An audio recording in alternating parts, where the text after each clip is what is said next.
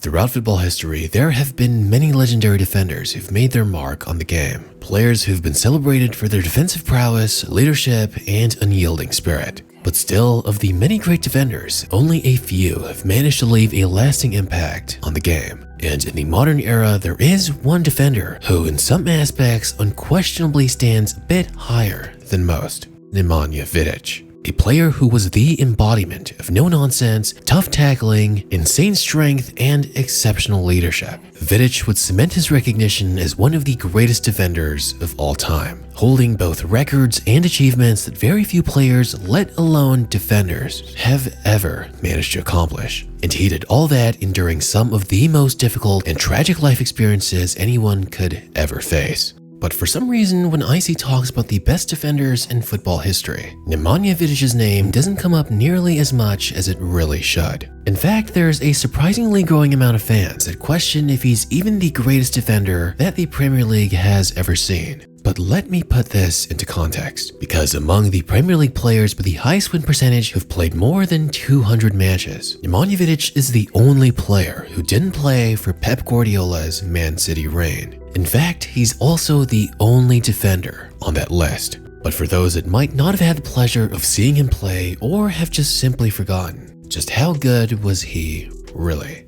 Well, we'll certainly have a look, as you might be pretty shocked to hear about the incredible story that transformed Vidic into that fearless and nearly insane defender that he would eventually become. Personally, it's without a doubt in my mind that Vidic is easily one of the greatest defenders in football history. And from a purely defensive point of view, there just weren't as many who were as gifted as him. And there weren't that many who were dedicated or perhaps crazy enough that put their life on the line when it came to doing their job on the pitch. Vidic was such a hardcore defender that he had the bad habit of risking his health to stop the ball from advancing. In the words of Robin van Persie, who had the pleasure of experiencing Vidic's defense himself for many years, Vidic would put his head where other players were afraid to put their legs. And that mentality, though considerably dangerous and becoming a bad habit, may have resulted in Vidic potentially cutting his career a bit shorter than it should have. But as we start a new year, there's no better way to start quitting your bad habits than with today's sponsor, Fume. An award-winning flavored air device, there's now the perfect alternative to breaking your bad habits. There's no vapor, no combustion, no nicotine, no toxic flavors, and no batteries involved, which means you can use Fume literally anywhere. Fume is also designed with fidgeting in mind, so it has incredibly satisfying clicks to help you stay calm whenever you're anxious. Plus, the materials, build, and weight really makes you feel the incredible quality.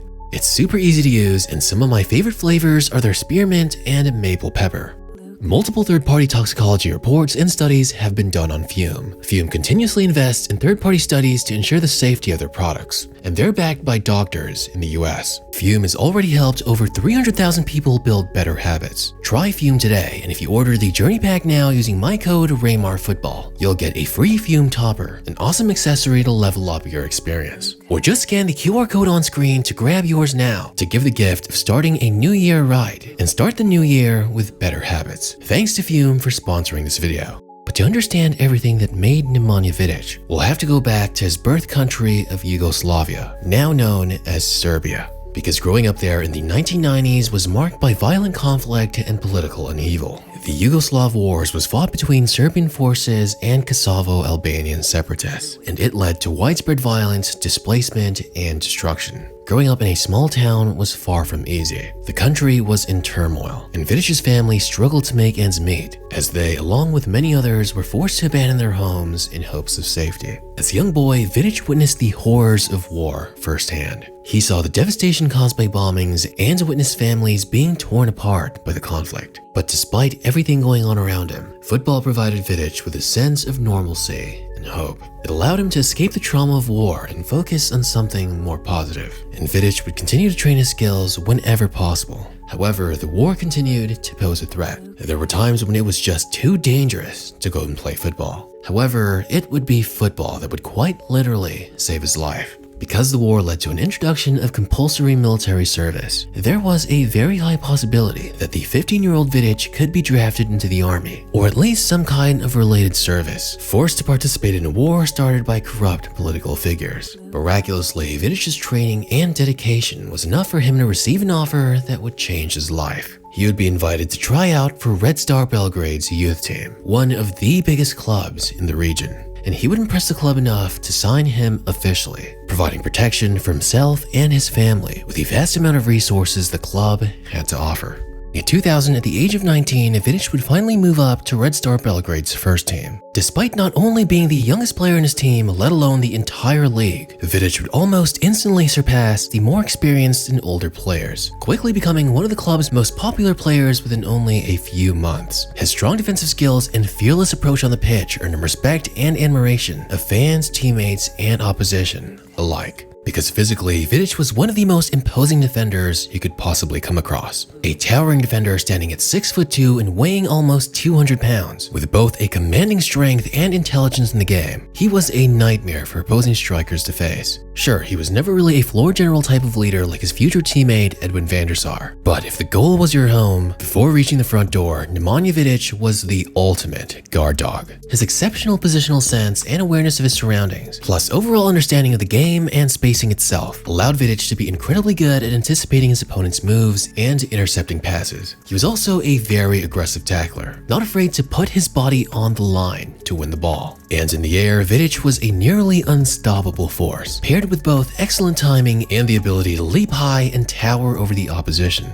In every set piece, he was a threat, and off the ball, Vidic was an aggressive and a physical defender, using that strength to bully opposing forwards and disrupt their play. But despite always being a physically aggressive player since the beginning of his career, Vidic was never seen as a dirty player. A lot of his challenges were rather clean, though his defensive style wasn't as gracious as, say, Paolo Maldini. Vidic's challenges were more like controlled chaos, both destructive and precise. That perhaps is what made Vidic so different from the other all-time great defenders. His mental approach to the defense was just a little more different. Firstly, he never played for personal glory or the limelight, and although he wasn't the fastest, you could rest assured that he was a workhorse who would never stop moving. And lastly, the guy grew up in the middle of a war. In comparison, football was nothing. He was truly fearless on the pitch. That was the kind of aura that the opposition saw when they came across Nemanja Vidic. That's why, after his second season at just 21 years old, Vidic was named the captain of Red Star Belgrade, scoring 12 goals in 67 matches as a defender, winning the Serbian league title and 2 Yugoslav Cups for the club that took him in and gave him a chance. But it wouldn't be much longer until Vidic was bound to make bigger moves. And playing for his international squad, Vidic was part of Serbia and Montenegro's famous four, one of the most solid defenses in world football, despite their national side never really being well known for anything else. And for context, they conceded just 1 goal during 10 FIFA World Cup qualification matches, setting a record for the fewest goals conceded in a qualifying run.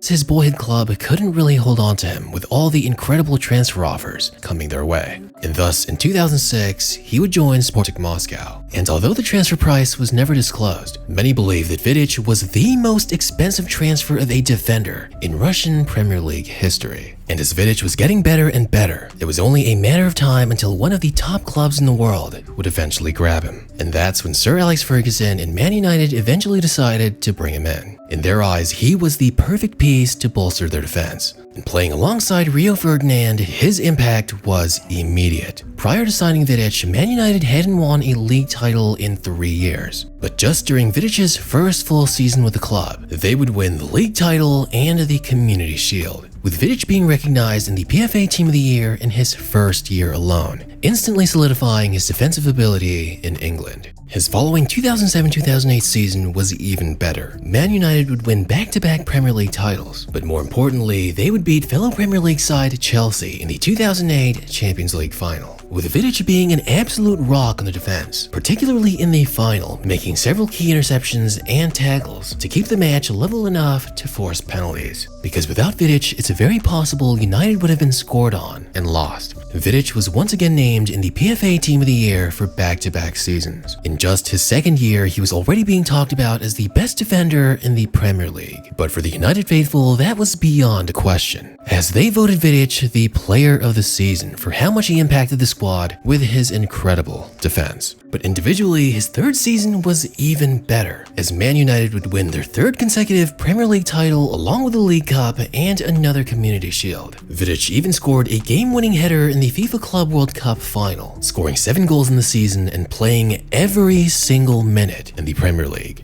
In doing so, he would help United keep 14 clean sheets and only concede 24 goals in 38 matches with his defense. Now, even for the biggest United haters, it was without a doubt Vidic was the best defender in the league, consistently performing in a high level, earning him his third consecutive PFA Team of the Year selection, as well as his very first Premier League Player of the Season award, the very first in his position to ever win the award. And his teammates would even vote Vidic as the Man United Players' Player of the Season. This was, for many, the greatest individual season of any Premier League defender in history. Then, in the 2009-10 season, Vidic would help United concede the fewest goals in the league, but despite their solid defense, they would still lose the league title to Chelsea by a single point, with the League Cup being their only piece of silverware for the entire year. However, Vidic's performances in the 2010-11 season would rival that of even his insane 2008-9 season. Vidic continued to establish himself as one of the best defenders not only in the Premier League, but in the entire world, and he would play a crucial role in helping Man United win their 19th Premier League title, making them the most successful club in English football history. Sir Alex Ferguson would hand over the captain's armband to Vidic, as he would help lead the club to 20 clean sheets while having the second highest scoring season of his career with United, capping off the season winning his second Premier League Player of the Season award, the only defender in history to have won the award more than once. But after that season, after years of putting his body on the line where most defenders would hesitate, Vidic would start to struggle with more frequent injuries and started to lose a lot of that physicality and stamina. However, he still remained a world-class defender, helping United win one more Premier League title and a Community Shield, as he would then leave the club in 2014 as an absolute legend, spending his last 2 seasons in Inter Milan before stepping away from football. Vidic is truly one of the all-time greatest defenders. Even both Paolo Maldini and Fabio Cannavaro have said that he is truly one of the greatest and most consistent defenders they've ever seen. Even Didier Drogba admits that Vidic was the toughest defender he's ever faced against.